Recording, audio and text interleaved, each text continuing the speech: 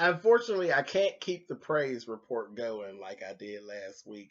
Last week was excellent. This week was, we're halfway back to Tyler Perry Boulevard. But I'm going to give it a chance.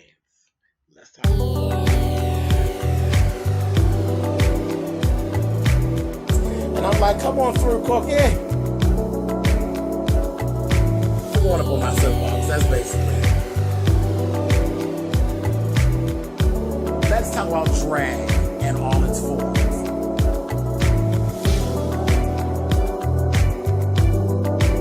What,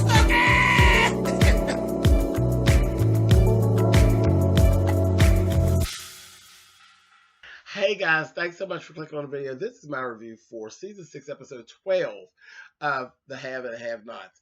Now, last week was, I figured it was going to be an issue trying to get back to where we were because Tyler did such a good job last week. This was, we halfway back to Tyler Perry Boulevard, but whatever. Couple little things stuck out, and that's what I'm going to talk about here because this episode didn't give me really much of anything.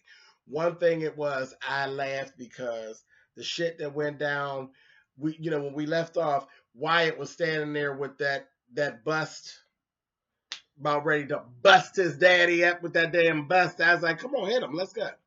But he didn't. He ain't hit him. I was like, Tyler! He was supposed to bust Jim in his head with that shit.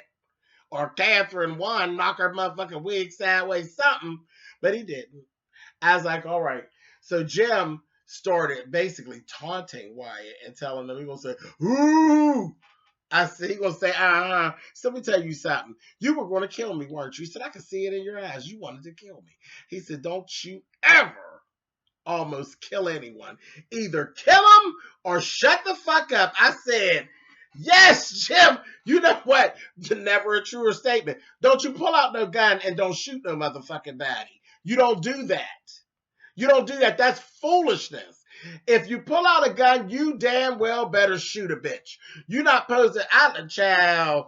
I said, look, I would love to be a fly on the wall whenever my mother sees this episode. Because my mother is probably going to jump straight up from the chair and say, motherfucker, say it again. You don't ever almost kill anyone. Either kill them or shut the fuck up. I said, yes. Words to live by from Jim Cryer. I lived for that. I said, okay, then told him, and that's what I said, like he told him, I'm not scared of you, white motherfucker. He told him, you wanted to kill me and I can see it in your eyes, but you don't even have a heart to do it. Ooh. I said, no, he ain't taunting him. He gonna say, now apologize to your mother. I said, oh shit. He ain't think about you, white bitch. He done pumped you all the way down, you dumb whore. And Wyatt's like, just get out of here. Just get out of that song, girl. Shut up, Miss Wyatt, bitch. I was so done with Wyatt. I wanted to get over there and just get your motherfucking ass somewhere and sit down, you dumbass. He is so ridiculous. Oh, high-ass bitch. Fucking junkie whore. I was so done with him. But they left. They was like, we're out of here. They went on home. Went home. And they get to, then they get to argue. And Kathryn and Jim sitting in there. Kathryn is petty as fuck. Kathryn gonna say, why I beat your ass? Jim didn't like that shit. He gonna say, shut up, Kathryn. He said, he beat your ass. I said, Lord, he did. He fucked you up, Jim, but whatever. And they went back and forth, and then they had this whole little argument about we were shitty parents, Kat. We fucked it up. And she's like, no, you were a shitty parent. You weren't there. He said, no. Whenever I was around with my kids, I gave my kids all of my attention. You, my dear, hired nannies and governesses and cooks and people to take them places. He said we both did a shitty job, which is true. Y'all were both fucked up, and that's why your kids are fucked up. But that's how it goes. It is what it is. So that was really, really interesting.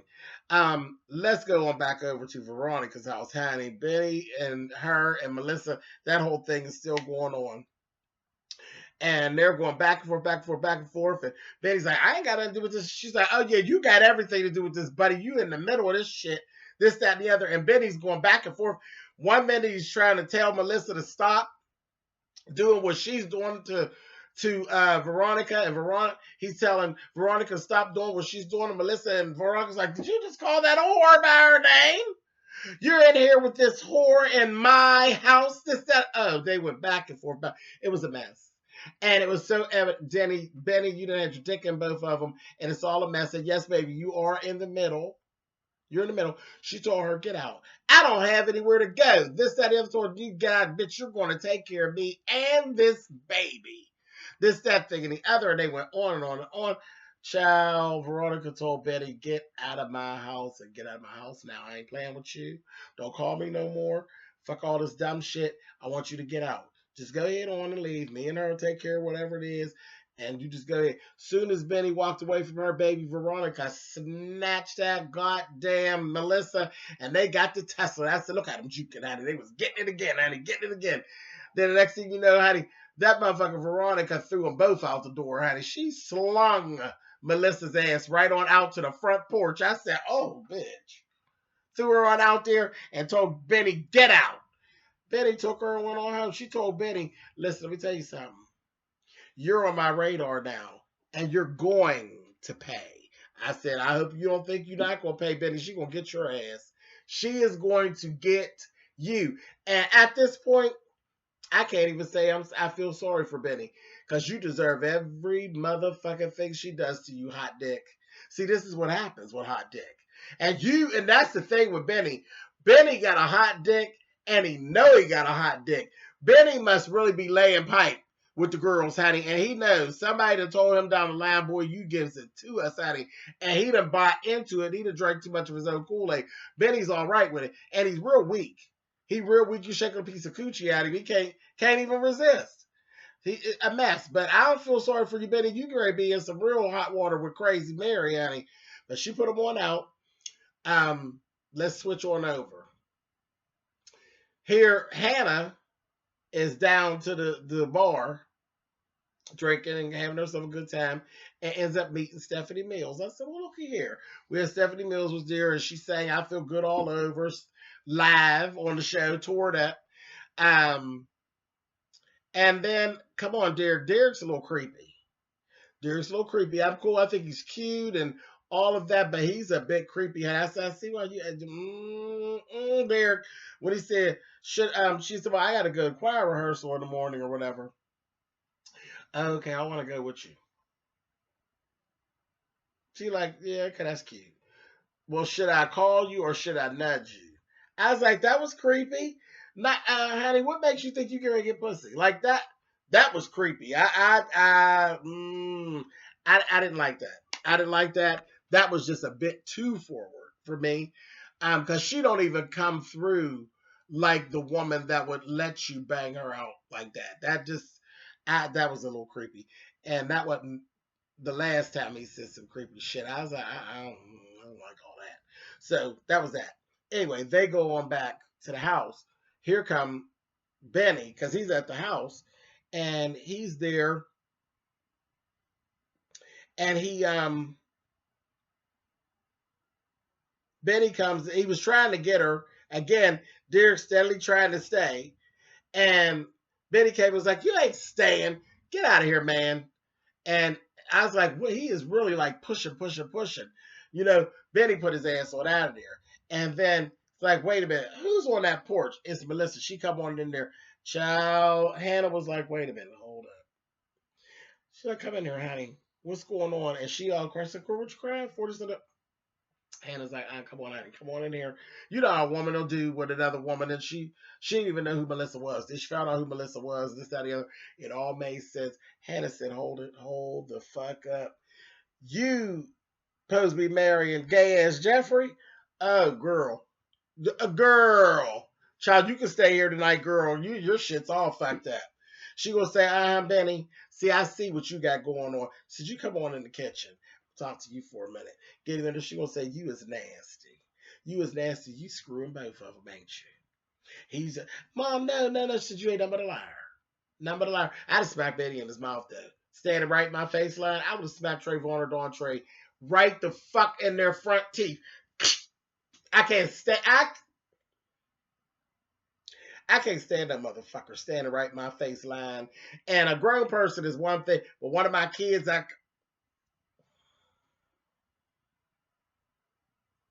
I took these two fingers and popped the shit right out of their two front teeth, standing in my face line.